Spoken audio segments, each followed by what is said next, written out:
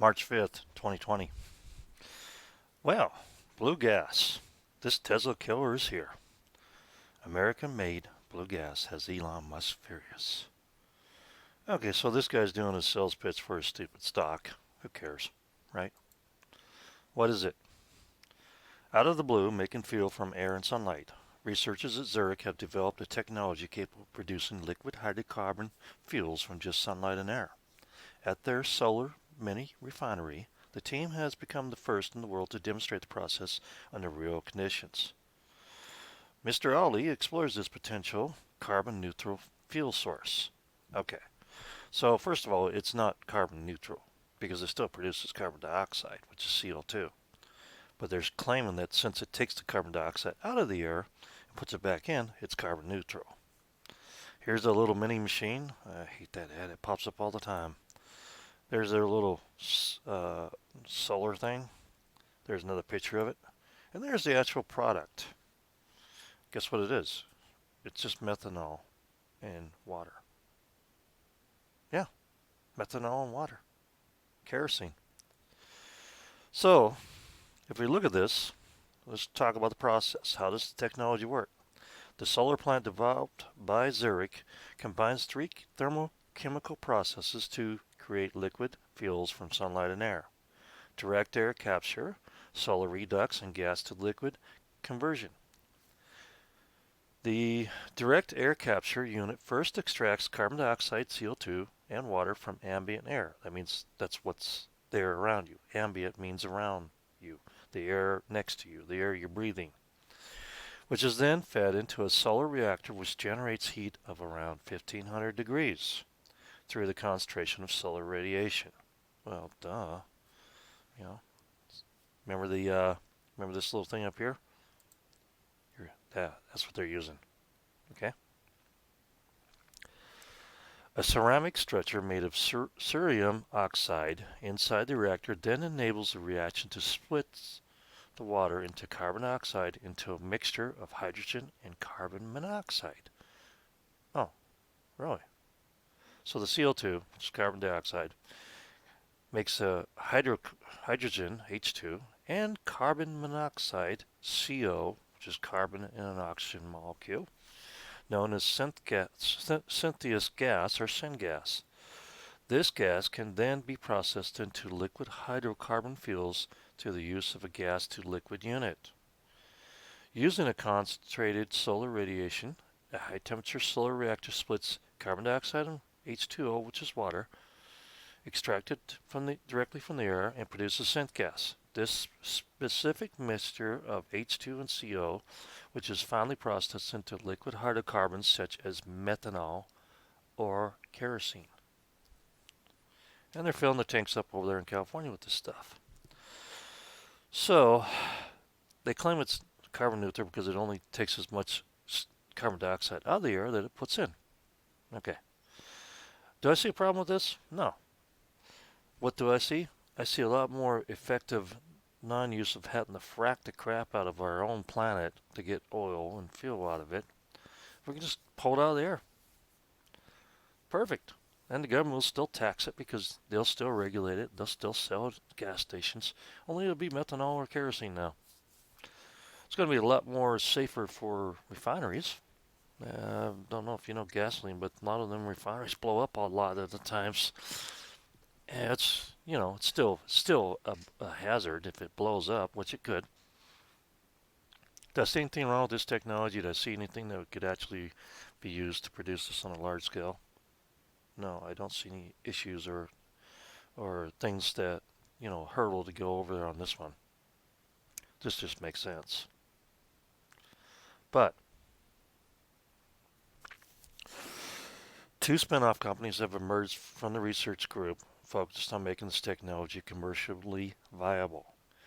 Climeworks, which is commercializing the technology for carbon dioxide capture from the air, and Synhelion, which is commercializing the solar fuel production technology. Synhelion hopes to launch the first full-size commercial system using this technology by 2025, with a production volume of 10 million liters of methanol per year. A solar plant spanning an area of 1 square kilometer could produce 20,000 liters of kerosene a day. Theoretically, sorry, I had to add some tea. Just woke up. Theoretically, the plant the size of Switzerland, or a third of California Mojave Desert, could cover the kerosene needs of the entire aviation industry. Well, you know, when Chinese invade and kill everybody in California, they can build the plant, right? Did I say that? Oh, sorry, I'm talking about the future, which you really don't want to know about, but I got a nice little theory that I'm going to throw at you in the next video, and it may scare the crap out of some of you, but it may be true. I'm getting verification of whether the ports are really empty or not, people, from eyewitnesses I trust. Our goal for the future is to efficiently produce sustainable fuels with our technology and thereby mitigate global CO2 emissions. Now, if you didn't know what I meant by the last video, Black Hole Sun, you got pissed off and you down thumbed the video, you really don't know what I'm talking about. But someday you will. At Bloomberg New Energy Finance's BNEF New Energy Outlook presentation, this word Bloomberg just keeps popping up everywhere, doesn't it? They described the wind and solar energy as two important renewable technologies, predicting that they would account for 50% of the global energy by 2050. Yeah, you know, these windmills, they like to kill birds. I have a couple small ones that are like 1,700 watts apiece, you know, but I don't kill birds with them. These big commercial ones, they're a magnet for killing birds. I heard they were going to come out with some viable ones that didn't harm animals, but, you know, good luck on that one. And you got to put it in a pretty windy place. And, you know, there's not a lot of places on the planet where you get a constant hard wind, except for right out there by the ocean. I mean, even in the desert in Sahara, I doubt you get a lot of wind except for sandstorms once in a while. I guess they can mount a few in Phoenix and capture the wind like twice a year when they get the dust clouds.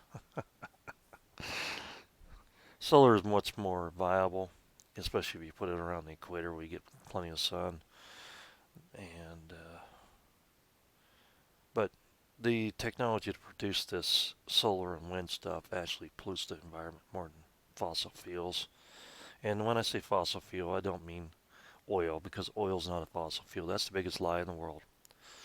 See, there was this two scientists. One was British and one was Russian. And the Russian said, no, this stuff's naturally created by the earth. There's no biomass in this. There's nothing to do with biology. There's not created by biomatter. And the English guy said, oh, I just took some off the top and there's biomatter in it. So it's a biofuel. It's a fossil fuel. I took the word of the Englishman, which they shouldn't have, because the Russian was correct. Because when the Russians were digging real deep and drilling in their country for oil, and they were going miles down where everybody said they could never find any oil because there was never any biomass at that level, and then they struck oil like crazy, which disproved the British theory on the fossil fuel, which has never been corrected. They're still calling oil fossil fuel, which is ridiculous. Just a little bit of history there where they don't teach you anything in school about the truth.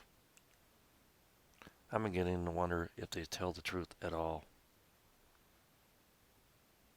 This right here, this blue gas, could replace fossil fuels, oil, and other such forms of energy without harming the environment, without having to drill down in the ground and frack like crazy and cause earthquakes and weak fractal points on the fault lines.